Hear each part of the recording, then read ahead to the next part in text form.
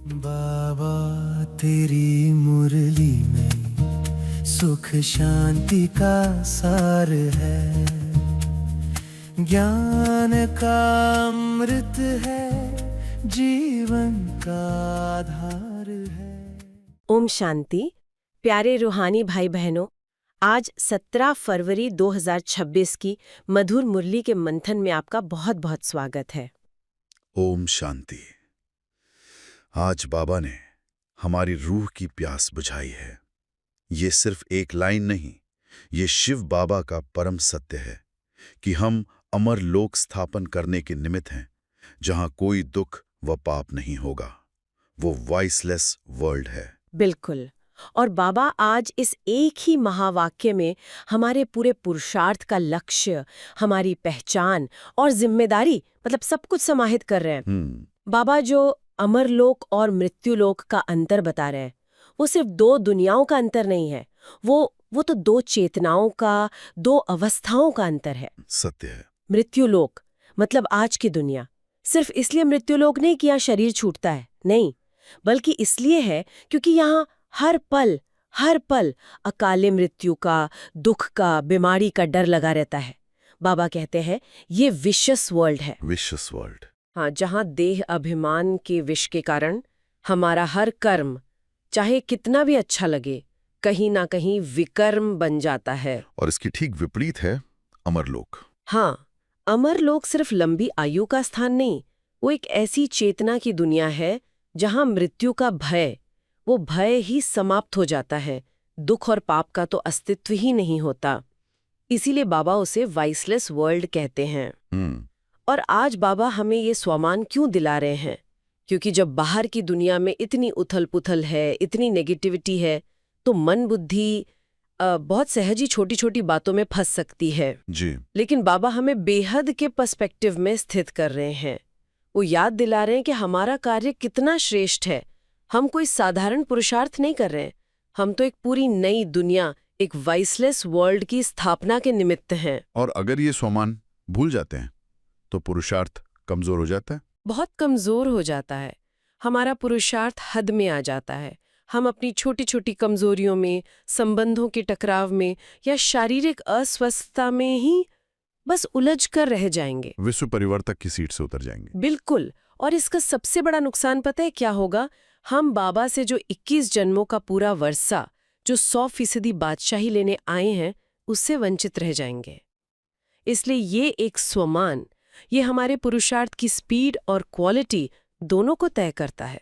बाबा ने आज प्रश्न भी कितना गहरा पूछा है, गॉडली फैमिली का वंडरफुल प्लान कौन सा है? और बाबा का उत्तर है, गॉडली फैमिली का प्लान है फैमिली प्लानिंग करना, एक सत धर्म स्थापन कर अनेक धर्मों का विनाश करना। यहाँ बाबा प्लानिंग शब्द को एक बिल्कुल ही नया, एक रूहानी अर्थ दे रहे हैं। दुनिया में जब लोग फैमिली प्लानिंग की बात करते हैं तो उसके पीछे डर होता है। डर। हाँ, संसाधनों की कमी का डर, जनसंख्या बढ़ने का डर। बाबा कहते हैं कितना मूंझते रहते हैं। उनकी प्लानिंग शरीर पर आधारित है, नियंत्रण पर आधारित है, और उसका परिणाम भी हद का और अस्थायी होता है। बिल्कुल। लेकिन बेहद के बाप की हमारी गॉडली फैमिली की प्लानिंग देखिए, ये आत्मा पर आधारित है, नियंत्रण पर नहीं, परिवर्तन पर।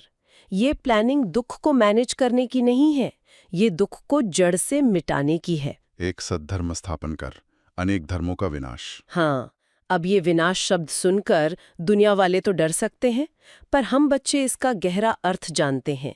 यहाँ विनाश का मतलब किसी आत्मा का अंत नहीं है, विनाश है अनेक मतों का, अनेक धर्मों के कारण जो टकराव पैदा हुआ है उसका, जी। अनेक प्रकार की भक्ति और ज्ञान के उलझाव का।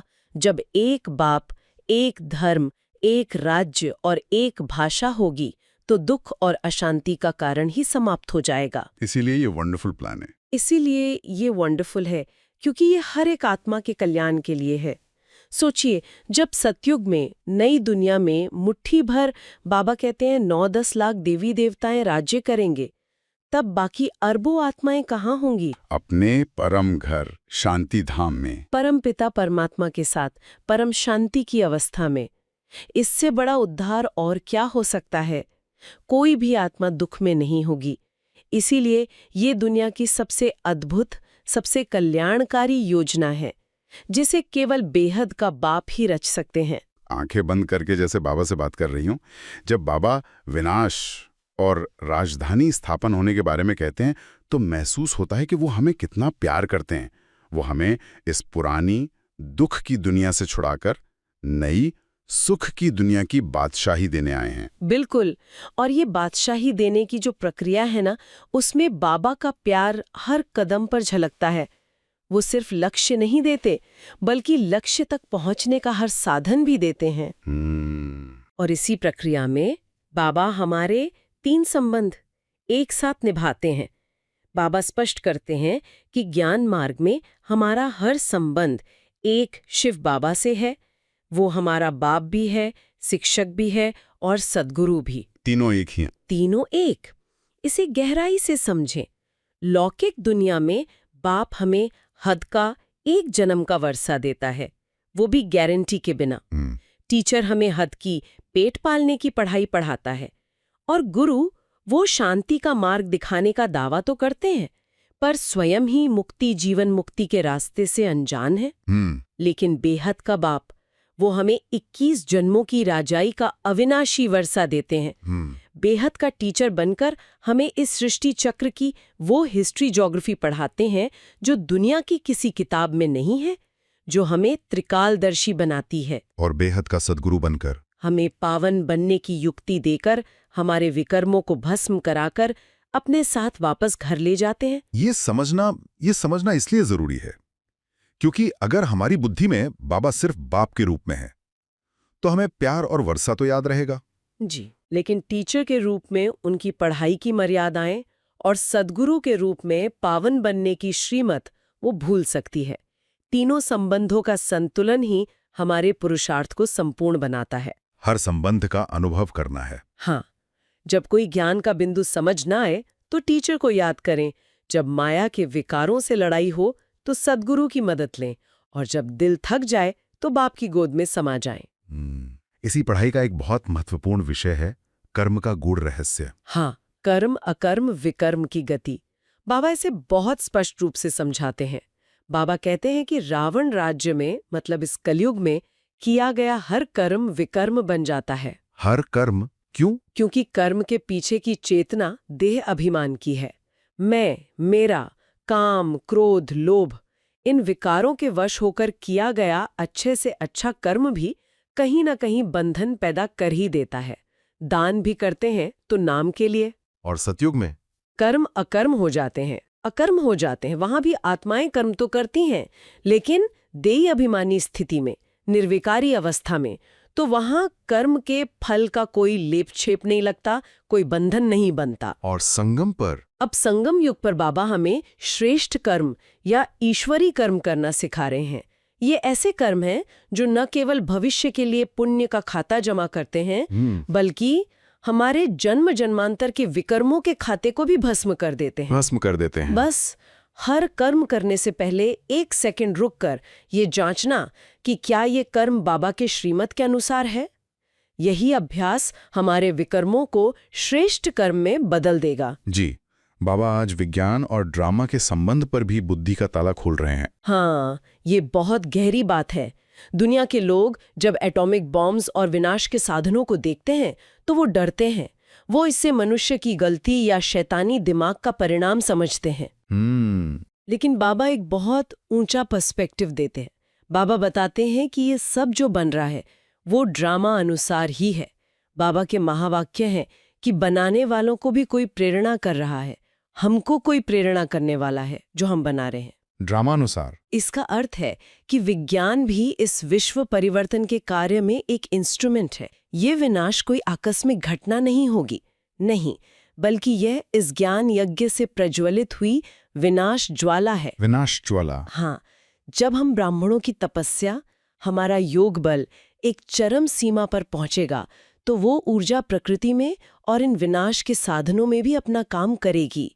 ये समझना हमें निर्भय बनाता है। हम साक्षी होकर देखते हैं। बिल्कुल, हम विश्व की घटनाओं को एक साक्षी के रूप में देख पाते हैं, क्योंकि हम जानते हैं कि ये सब पुरानी दुनिया की सफाई के लिए आवश्यक है और ये इस बात का सबूत है कि नई दुनिया की स्थापना का कार्य अपने अंतिम चरण में है। और इसी के साथ बाबा हम बच्चों को एक बहुत बड़ा आश्वासन, एक निश्चय का कवच देते हैं। बाबा कहते हैं कि जब तक राजधानी पूरी तरह से स्थापन नहीं हो जाती तब तक विनाश नहीं हो सकता। विनाश नहीं हो सकता। यह कोई छोटी बात नहीं है।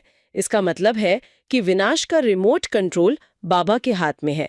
जब तक हम बच्चे जो राज्य करने वाले हैं, जब तक हम पूरी तरह से तैयार नहीं हो जाते, तब तक पुरानी दुनिया का पर्दा नहीं गिरेगा। तो हमें तीव्र पुरुषार्थ करना है। हाँ, ये महावाक्य हमें आलस्य नहीं बल्कि तीव्र पुरुषार्थ करने की प्रेरणा देता है।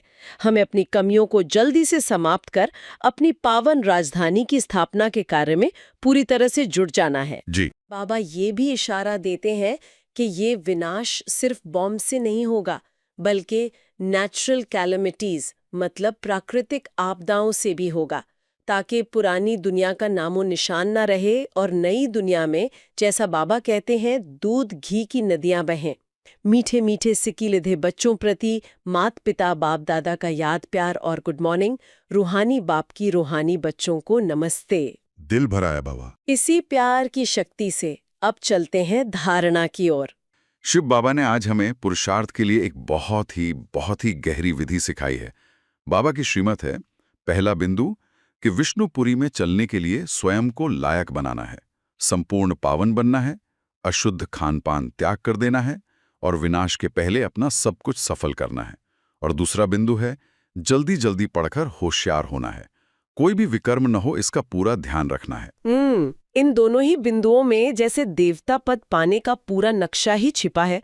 अगर हम पहले बिंदु पर आएं जहां बाबा कहते हैं संपूर्ण पावन बनना, अक्सर हम पावनता को सिर्फ स्थूल ब्रह्मचर्य तक ही समझ लेते हैं, पर बाबा जिस संपूर्णता की बात कर रहे हैं वो तो मन वचन कर्म हर स्तर पर है। इसका हमारे रोजमर्रा के जीवन में क्या स्वरूप होना चाहिए? ये बहुत महत्वपूर्ण प्रश्न है। देखिए, संपूर्ण पावनता एक आईने की तरह है। स्थूल नियम तो आप कह सकते हैं नींव है, पर असली इमारत तो मन के संकल्पों की है। जैसे मान लीजिए आप ऑफिस में हैं, आपके किसी सहकर्मी को प्रमोशन मिलता है। उस क्षण मन में जो पहला संकल्प उठता है, क्या वो सच्ची खुशी का है या ईर्ष्या की एक हल्की सी लहर भी आती है? वो हल्की सी लहर भी पावनता के आईने पर एक धब्बा है। अच्छा। किसी के पीठ पीछे उसकी कमजोरी पर बात करना, ये भी वाचा की अपवित्रता है। बाबा हमें उस स्थिति तक ले जाना चाहते हैं जहां हमारे संकल्प मात्र से भी किसी आत्मा को दुख का वाइब्रेशन न पहुंचे। और इसी से जुड़ा है अशुद्ध खान पान का त्याग। ये आज के दौर में खासकर युवाओं के लिए एक बहुत बड़ी चुनौती बन जाता है। जब आप दोस्तों के साथ बाहर जाते हैं या परिवार में कोई फंक्शन होता है तो वहाँ सामाजिक दबाव बहुत होता है। लोग अक्सर बुरा मान जाते हैं। ऐसी स्थिति में दृढ़ कैसे रहा जाए? हाँ, सही बात है। इसकी विधि बाबा ने ही बताई है, आंतरिक शक्ति और बाहरी स्नेह। जब भी किसी ऐसी परिस्थिति में जाना हो तो जाने से पहले 5 मिनट एकांत में बैठें। बाबा को अपना सारथी बनाएं। मन में यह निश्चय पक्का करें, बाबा आप मेरे साथ चल रहे हैं, मैं केवल आपके भंडारे का शुद्ध प्रसाद ही स्वीकार करूंगी। ये संकल्प एक कवच की तरह काम करता है। फिर वहां पहुंचकर जब कोई आग्रह करे तो बहस या कठोरता से नहीं बल्कि बहुत प्यार से, एक मुस्कुराहट के साथ मना करें। आप कह सकते हैं, आपका बहुत बहुत धन्यवाद, लेकिन मैंने प्रसाद ले लिया है। आपकी आंखों में जब वो स्नेह और निश्चय देखेंगे तो आत्माएं स्वयं मान जाती हैं। ये छोटी सी तपस्या है, पर इसका प्रभाव बुद्धि को बहुत सात्विक और निर्णय लेने में सक्षम बनाता है। मतलब बाह्य की स्थिति से लड़ने के बजाय अपनी आंतरिक स्थिति को मजबूत करना है। और बाबा ने इसी बिंदु में एक और गहरी बात कही, विनाश के पहले सफल करना। ये सुनने में बहुत गंभीर लगता है। सफल करने का असल मतलब क्या है? क्या इसका मतलब सिर्फ धन को ईश्वरीय कार्य में लगाना है? नहीं, धन तो सबसे स्थूल चीज है। बाबा तन, मन और धन तीनों को सफल करने की बात करते हैं। तन को सफल करना माना इस शरीर द्वारा दौड़ दौड़कर ईश्वरीय सेवा करना, थकना नहीं। मन को सफल करना सबसे श्रेष्ठ है। हर आत्मा के प्रति शुभ भावना, शुभ कामना रखना। किसी की कमजोरी देखकर भी मन में उसके लिए कल्याण का भाव रखना, ये मन का सबसे बड़ा दान है। वाह। और धन, जो बाबा की अमानत है, उसे ज्ञान यज्ञ की सेवा में लगाना, ताकि अनेक आत्माओं का भाग्य बन सके। विनाश का समय क्योंकि समीप है, इसलिए ये अंतिम अवसर है इस पुरानी दुनिया की संपत्ति को नई दुनिया के लिए जमा करने का। ये एक तरह से एक आध्यात्मिक निवेश है जिसका रिटर्न 21 जन्मों तक मिलता है। यह बहुत स्पष्ट हुआ। अच्छा, अब दूसरे बिंदु पर आते हैं। जल्दी जल्दी पढ़कर होशियार होना। ये पढ़ाई तो मुरली है, ये हम सब जानते हैं, पर होशियार होने से बाबा का क्या इशारा है? किस चीज में होशियार बनना है? माया को पहचानने में होशियार। देखिए, माया अब बहुत सूक्ष्म रूपों में आती है। वो क्रोध या लोभ के स्थूल रूप में शायद कम आए, लेकिन वो आएगी परचिंतन के रूप में, सेवा के मीठे अभिमान के रूप में, या आज थोड़ा थक गए हैं, अमृत वाला कल कर लेंगे, इस आलस्य के रूप में। हाँ, ये बहुत होता है। जो मुरली को रोज गहराई से पढ़ता है, मनन करता है, उसकी बुद्धि इतनी तेज हो जाती है कि वो माया के इन सूक्ष्म रूपों को दूर से ही पहचान लेता है। होशियार बच्चा वो है जो दुश्मन के आने से पहले ही दरवाजे बंद कर ले। मुरली हमें वो दिव्य दृष्टि देती है। और इसी से जुड़ा है कोई भी विकर्म न हो। ये तो पुरुषार्थ की पराकाष्ठा लगती है। कर्म और विकर्म में एक बहुत महीन सी रेखा है। कभी कभी हम किसी के भले के लिए कुछ कहते हैं, पर उसे वो चुभ जाता है, तो क्या वो भी विकर्म के खाते में जाएगा? इसकी चेकिंग कैसे करें? इसकी सबसे अच्छी विधि है रात्रिचर्या। जैसे दुनिया में लोग दिन के अंत में अपना हिसाब किताब चेक करते हैं, वैसे ही हमें रात को सोने से पहले ट्रैफिक कंट्रोल में बैठकर अपना चार्ट चेक करना है।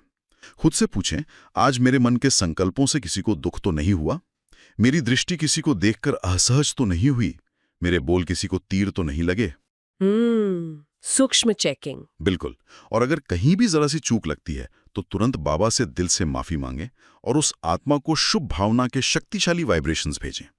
जब ये चेकिंग रोज की आदत बन जाती है तो धीरे धीरे विकर्म होने बंद हो जाते हैं। हम एकदम हल्के हो जाते हैं। वाह। तो इन सब धारणाओं को जीवन में लाने के लिए जो शक्ति चाहिए, वो शायद बाबा हमें आज के वरदान में दे रहे हैं। हाँ, बिल्कुल। आज बाप दादा का वरदान है, फरियाद को याद में परिवर्तन करने वाले स्वतः और निरंतर योगी भव। ये सिर्फ एक वरदान नहीं है, ये बाबा की दी हुई एक जिम्मेदारी है। ये वरदान तो जैसे हर समस्या का समाधान है, लेकिन पहले ये समझना होगा कि फरियाद है क्या? क्या सिर्फ जुबान से शिकायत करना ही फरियाद है? नहीं नहीं, फरियाद बहुत सूक्ष्म है। मन के अंदर उठा हुआ हर क्यों, क्या, कैसे होगा, ये फरियाद है। परिस्थिति आने पर जो पहला संकल्प आता है, हे भगवान, ये मेरे साथ ही क्यों हुआ, या अब मैं क्या करूं, कोई रास्ता नहीं दिख रहा, ये सब फरियाद के ही अलग अलग रूप हैं। अच्छा। फरियाद करने का अर्थ है हमने उस परिस्थिति का बोझ अपने सिर पर उठा लिया और बाबा को भूल गए। जहां फरियाद है वहां याद टिक नहीं सकती। तो फिर याद में परिवर्तन करने की प्रैक्टिकल विधि क्या है? मान लीजिए अचानक कोई मुश्किल सामने आ खड़ी हुई, उस पहले सेकंड में इस वरदान को कैसे इस्तेमाल करें? उसी पहले सेकंड में एक स्विच दबाना है। जैसे ही मन में प्रश्न उठे, क्या करूं, उसे तुरंत काटना है और बुद्धि को ऊपर बाबा की तरफ मोड़ना है। सवाल को बदल देना है, मैं क्या करूं से बाबा अब आप बताओ मैं क्या करूं। वाह, मैं से आप। जी, मैं क्या करूं में मैं का बोझ है, बाबा आप बताओ मैं समर्पण है। जैसे ही आप ये जिम्मेदारी बाबा को सौंपते हैं, आप हल्के हो जाते हैं। आपकी बुद्धि उस समस्या के बोझ से मुक्त होकर बाबा से शक्ति लेने लगती है। फरियाद आत्मा की शक्ति को लीक करती है और याद परमधाम से शक्ति की बैटरी चार्ज करती है। इसका मतलब ये है कि जब हम हर छोटी बड़ी बात में, ट्रैफिक में फंसने से लेकर किसी बड़ी स्वास्थ्य समस्या तक, हर परिस्थिति में फरियाद करने की आदत को याद करने के अभ्यास से बदल देते हैं, तो योग लगाना नहीं पड़ता। योग स्वतः लगने लगता है। यही स्वतः और निरंतर योगी अवस्था है। फिर योग अलग से सुबह शाम करने की चीज नहीं रहती, बल्कि 24 घंटे की जीवन शैली बन जाती है। हर कर्म करते हुए, हर परिस्थिति को पार करते हुए बाबा का साथ अनुभव होता है। बाबा कहते हैं ना, संगम युग में अभी अभी पुरुषार्थ, अभी अभी प्रत्यक्ष फल। हाँ। जिस क्षण आप फरियाद छोड़कर श्रीमत पर चलते हैं, उसी क्षण आपको शांति और शक्ति का फल अनुभव होने लगता है। तो हर मुश्किल अब योगी बनने का एक अवसर है, और हर समस्या बाबा से कनेक्शन जोड़ने का एक स्विच। इसी ऊंची स्थिति के लिए बाबा ने आज स्लोगन और अव्यक्त इशारे भी दिए हैं। जी, आज का स्लोगन है, जो स्वयं को मेहमान समझकर चलते हैं, वही महान स्थिति का अनुभव करते हैं। और बाबा के अव्यक्त इशारे हैं, एकता और विश्वास की विशेषता द्वारा सफलता संपन्न बनो। संगठन का बल, स्नेह का बल, एक दो को सहयोग देने का बल और सहनशीलता का बल जमा करो तो माया कभी वार नहीं कर सकेगी। फिर जय जयकार का नारा लगेगा। यह स्लोगन और इशारे एक दूसरे से कितने जुड़े हुए हैं। जब हम खुद को इस दुनिया में, इस शरीर में और अपने लौकिक संबंधों में एक मेहमान समझते हैं तो किसी भी बात में मोह या आसक्ति पैदा ही नहीं होती। मेहमान हमेशा हल्का रहता है, उसे पता है कि ये सब कुछ मेरा नहीं है, मुझे तो अपने घर जाना है। बिल्कुल। और जब ऐसे हल्के फरिश्ते एक साथ आते हैं, एक बाबा की लगन में संगठित हो जाते हैं, एक दूसरे को सहयोग और सहनशीलता का बल देते हैं, तो एक ऐसा अभेद्य किला बन जाता है जिसे माया भेद नहीं सकती। बाबा इशारा दे रहे हैं कि प्रत्यक्षता का आधार ही संगठन की यही एक रस स्थिति होगी। जब सब अनेक होते हुए भी एक की लगन में मगन दिखाई देंगे, तब दुनिया में जय जयकार का नारा लगेगा। हाँ, बाबा यही तो कहते हैं, जब इतने सभी अनेक होते भी एक दिखाई देंगे, एक की लगन में मगन, एक रस स्थिति में स्थित होंगे, तब प्रत्यक्षता की निशानी देखने में आएगी।